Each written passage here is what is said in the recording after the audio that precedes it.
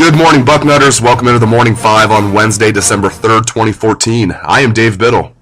Ohio State moved up one spot to 5th in the college football playoff rankings, which were released last night. However, TCU jumped Florida State for the number 3 spot, and now Ohio State will need help from the outside to make the 14 playoff. I've been saying for weeks that a 12-1 Ohio State team would make it over an 11-1 TCU team, but that was with a healthy JT Barrett. If Alabama, Oregon, TCU, and Florida State all win this weekend, I think the Buckeyes will be on the outside looking in at the playoff, even if they're able to upset Wisconsin this Saturday in the Big Ten Championship game. And yes, it would be an upset. The Badgers are favored by 4 points. However, I have to be honest, I really don't care about the playoffs at this point. This season is all about winning the Big Ten Championship for the Buckeyes. If they're able to do that, this will be an extremely successful season considering everything they've been through.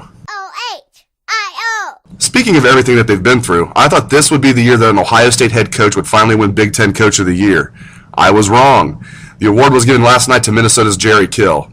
I'm sorry, but that's a complete farce. Let me remind you that after the regular season last year, Minnesota was 8-4. This year, after the regular season, they are 8-4. So Jerry Kill took an 8-4 team and turned them into an 8-4 team. Hey, he did lose his starting quarterback 2 weeks before the season and saw a 2-game suspension for a top defensive end turn into a lifetime ban. Oh wait, that was Urban Meyer who dealt with all of that. But in fairness, Ohio State was picked to win the Big Ten this year, right? No, Michigan State was. Even before Braxton Miller's season-ending injury, the Spartans were picked as the league favorite over the Buckeyes. And then once Miller went down, everyone was writing off the Buckeyes. Yet they stormed through the Big Ten with the only perfect mark in league play at 8-0, and somehow Jerry Kill gets the award over Urban Meyer. This just further proves that an Ohio State coach is not eligible for the award. The last Buckeye coach to win it was Earl Bruce in 1979, his first season in Columbus. Jim Tressel was National Coach of the Year in 2002, but wasn't Coach of the Year in his own conference. That honor went to Iowa's Kirk Ferentz. Now, the voting was done before the national championship game, of course, but Iowa already had a loss on their slate to Iowa State that season, while Ohio State was undefeated. And Ohio State was not picked to win the Big Ten that season. Michigan was. So the award is a complete farce. We know it's a complete farce, but I wanted to point out exactly why it's a complete farce. Now for some good news, let's go out to the Dean of Ohio State football recruiting, Bill Kurelic, who has updates on 3 of Ohio State's 2015 commitments, Joe Burrow, Denzel Ward, and Jerome Baker, who will all be playing in state championship games later this week. The Ohio State football playoffs conclude this weekend, and 3 future Buckeyes will play key roles as their teams go for state titles. On Thursday night, the 14-0 Athens Bulldogs take on 12-2 Toledo Central Catholic. Toledo Central Catholic is coming off an impressive semifinal win, 17-14, over an outstanding Trotwood Madison team. But Athens is led by future Buckeye quarterback Joe Burrow. Burrow led his team to a big regular season win over an excellent Steubenville team. And then in the playoffs, Athens and Burrow have defeated Columbus DeSales and then last weekend Akron St. Vincent St. Mary.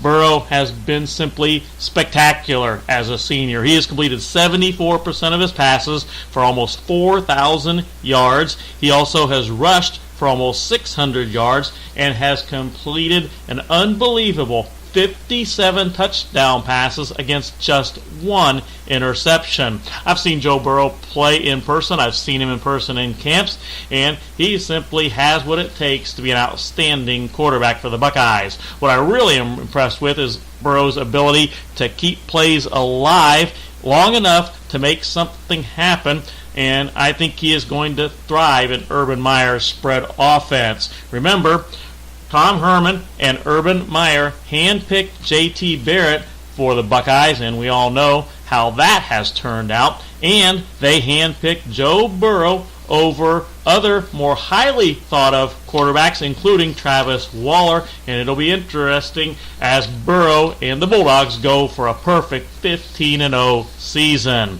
Then on Friday morning in Division IV play, 13-1 Cleveland Benedictine and Jerome Baker take on Kettering Alder. Baker is a difference maker athlete who I think is going to be a great player for the Buckeyes. I'm not sure if it'll be a linebacker or perhaps on offense as a slot or a running back. He is going to Ohio State as a linebacker, but in any event, I think he is going to be a super player for Ohio State. And then on Friday night, a very interesting matchup, Pitt's 14-0 Nordonia against a very, very strong 13-1 Cincinnati LaSalle team.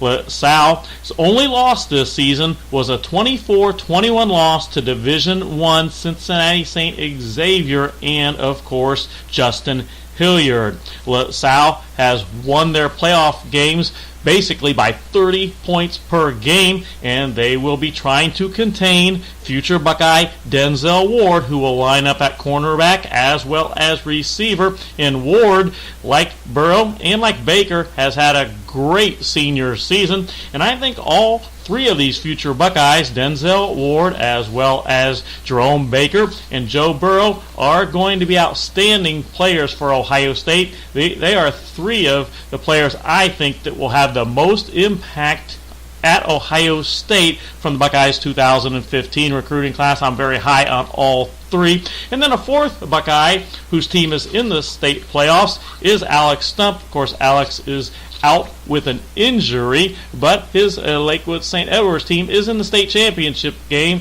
so he too is hoping to walk away with a state championship on his resume after this weekend. Thank you, Bill. It's been fun following Burrow, Ward, and Baker throughout the playoffs, and hopefully they can each win a state championship. Ohio State's basketball team was upended 64-55 at number 5 Louisville last night. The Buckeyes looked dreadful in the first half and trailed 35-18 at halftime. However, they rebounded with a strong second half and at one point cut the deficit to just 3 points. Freshman D'Angelo Russell led the way with 17 points and 7 assists, and sophomore Mark Loving added 13 points before fouling out. The extremely disappointing aspect of this game was the poorest play from Ohio State seniors. Shannon Scott entered the game leading the country in assists at 10.4 per game. Scott had 0 assists against Louisville. He was shut out. Making matters worse, he was just 1 of 7 from the field and committed 5 turnovers. Once again, Shannon Scott is a player that looks good against bad teams but struggles when he faces good competition. Sam Thompson also had a rough night for the Buckeyes. He was 1 of 5 from the floor and 4 of 10 from the free throw line. I mean, Shaq thinks 40% is really struggling from the free throw line. And as I said in my What We Learned column last night after the game, Anthony Lee might be the biggest disappointment on the team. He was held scoreless last night and is merely the backup to Amir Williams at center. When Lee transferred from Temple, he was billed as a missing piece for the Buckeyes. Not a star by any means, but someone that could finish around the rim and would be everything that Amir is not. Well, as it turns out, Anthony Lee is a lot more like Amir Williams than we thought. Both are finesse big men. And Lee is not playing the stretch 4 at all like we were told he would entering the season. He's strictly a backup center. Definitely not the difference maker fans were hoping to see. On the football front, we will have our regular team coverage tonight. We will interview Urban Meyer after practice. We're also going to interview a handful of players. So look for stories, bolts, and videos on what Coach Meyer has to say and what the players have to say after practice tonight. Thanks again to Bill Kurelic, and thank you to all the listeners out there. I hope you have a great day. Take it away, best damn band in the land.